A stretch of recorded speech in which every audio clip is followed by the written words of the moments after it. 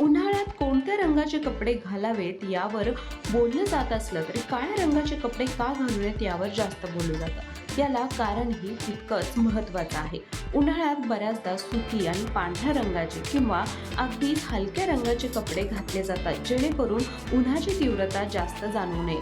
काळ्या रंगाचे कपडे जे असतात ते उन्हाला रिफ्लेक्ट करत नाहीत. उन्हाची जी किरणं येतात ती थेट काळ्या रंगावर पडली तर काळा रंग हा जास्त तापतो आणि म्हणूनच जर तुम्ही काळ्या रंगाचे कपडे उन्हाळ्यात घातलात तर तुम्हाला उन्हाची तीव्रता सर्वात जास्त जाणवू शकते.